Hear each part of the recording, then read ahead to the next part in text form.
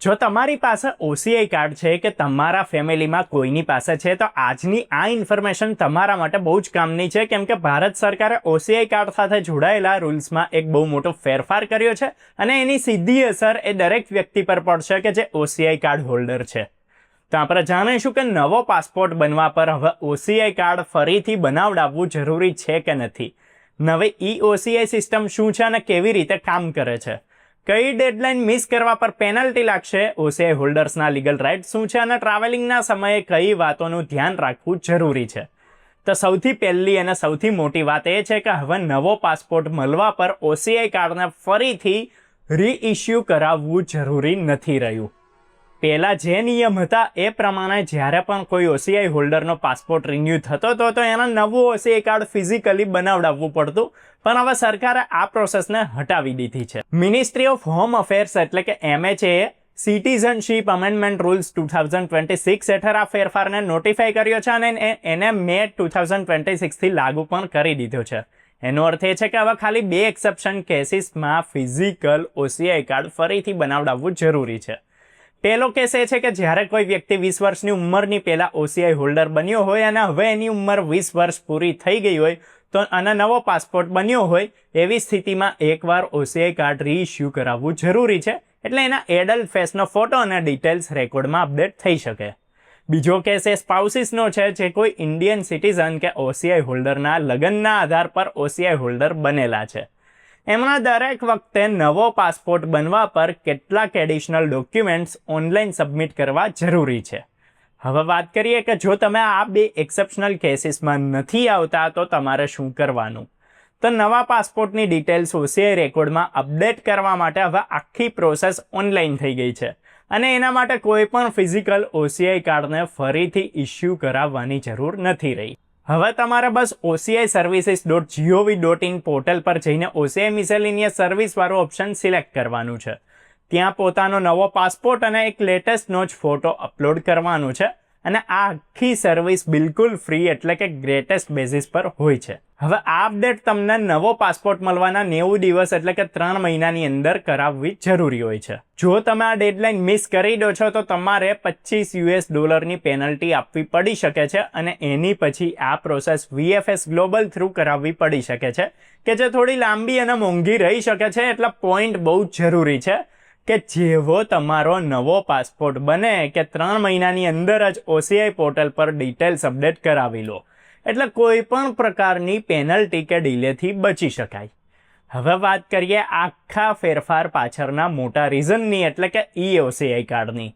તો સરકારે April 2026માં OCI rules અને ફી સ્ટ્રક્ચરમાં ફેરફાર કર્યા, પછી મે 2026માં ઈ-ઓસીઆઈ કાર્ડની જાહેરાત કરી અને 30 જૂન 2026એ ડિજિટલ ઈ-ઓસીઆઈ કાર્ડને ઓફિશિયલી લોન્ચ કરવામાં આવ્યું. આ આખું digital transformation citizenship amendment rules 2026 હેઠળ કરવામાં આવ્યું છે. ઈ-ઓસીઆઈ હકીકતમાં એ બહુ જૂની બ્લુ બુકલેટનું ડિજિટલ વર્ઝન છે કે જે હવે QR કોડની સાથે આવે છે અને તમારા ફોન કે કોમ્પ્યુટરમાં ડાઉનલોડ કરીને રાખી શકાય છે. આ નવી સિસ્ટમમાં એપ્લિકેશનથી લઈને ડોક્યુમેન્ટેશન અને રીઇશ્યુઅન્સ સુધી આખી પ્રોસેસ ડિજિટલ થઈ ગઈ છે. હવે સૌથી મોટો ફાયદો એ છે કે પ્રોસેસિંગ ટાઈમ પહેલાં જ્યાં 6 થી 8 અઠવાડિયાનો રહેતો તો હવે ખાલી 15 દિવસમાં જ ઈ-ઓસીઆઈ મળી જશે.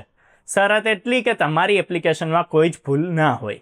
એ સિવાય ઈ-ઓસીઆઈને ફાસ્ટ ટ્રેક ઇમિગ્રેશન સિસ્ટમ એટલે કે FTI TTPની સાથે જોડવામાં આવ્યું છે કે જેનાથી એરપોર્ટ્સ પર બાયોમેટ્રિક ઈ-ગેટ્સ થ્રુ ઇમિગ્રેશન ક્લિયરન્સ બહુ સ્પીડમાં થઈ શકે. હવે અહીંયા એક બહુ જરૂરી વાત ક્લિયર કરી દેવી જોઈએ કે જો તમારી પાસે પહેલેથી ફિઝિકલ ઓસીઆઈ કાર્ડ છે તો ગભરાવાની જરૂર નથી, કારણ કે એ કાર્ડ પૂરેપૂરું વેલિડ જ રહેશે. એટલે એને તરત જ ઈ-ઓસીઆઈમાં કન્વર્ટ કરાવવું કમ્પલસરી નથી. તમે તમારી આવનારી મેન્ડેટરી અપડેટના સમય એટલે કે જ્યારે તમારો નવો પાસપોર્ટ બનશે કે પછી કોઈ પર્સનલ ડિટેલ ચેન્જ થશે ત્યારે પોતાની રીતે જ ઈ-ઓસીઆઈ સિસ્ટમમાં ટ્રાન્ઝિશન થઈ જશે. એટલે અત્યાર માટે જો તમારું ઓસીઆઈ કાર્ડ સલામત છે તો એને લઈને તકલીફમાં મુકાવાની કોઈ જ જરૂર નથી. હવે વાત કરીએ ઓસીઆઈ હોલ્ડર્સના રાઇટ્સ અને ટ્રાવેલ સાથે જોડાયેલા રૂલ્સની. તો સૌથી પહેલો રાઇટ એ છે કે જો તમે OCI હોલ્ડર છો તો તમારા OCI કાર્ડ અને તમારા કરંટ વેલિડ પાસપોર્ટ સાથે ઇન્ડિયામાં ટ્રાવેલ કરી શકો છો અને એના માટે તમારો જૂનો પાસપોર્ટ સાથે રાખવાની કોઈ જરૂર નથી. જોકે તમે ધ્યાન રાખો કે તમારો પાસપોર્ટ કમસે કમ 6 મહિના માટે વેલિડ હોવો જોઈએ. બીજી જરૂરી વાત એ છે કે નવા પાસપોર્ટના ઇસ્યુ થવાથી લઈને એની ડિટેલ્સ OCI રેકોર્ડમાં ફાઇનલ અપડેટ થવા સુધી તમારા ટ્રાવેલ કરવા પર કોઈ જ પ્રતિબંધ નથી. એટલે જો તમારી અપડેટ પ્રોસેસ અત્યારે પેન્ડિંગ છે તો ત્યારે પણ તમે ભારત આવી જઈ શકો છો હાલમાં પણ.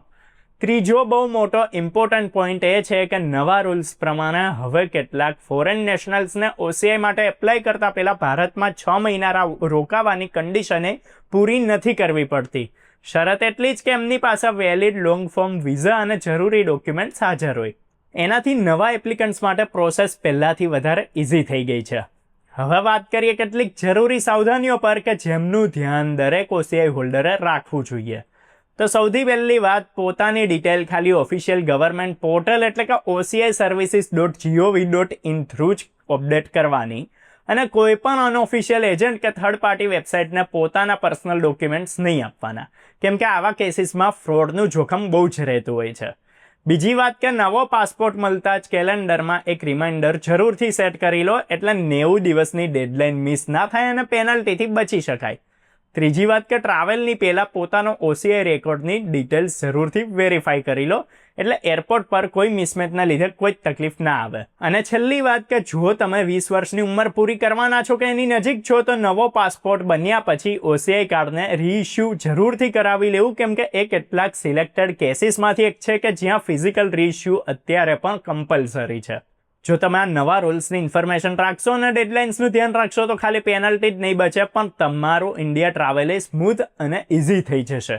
ત્યારે આવા જ એક્સપ્લેનર વિડીયોઝ અને NRI OCI holder immigration visa green card સાથેની જોડાયેલી અપડેટ્સ માટે જોતા રહો, ફોલો કરો, સબસ્ક્રાઇબ કરો અર્બન ગુજરાતી.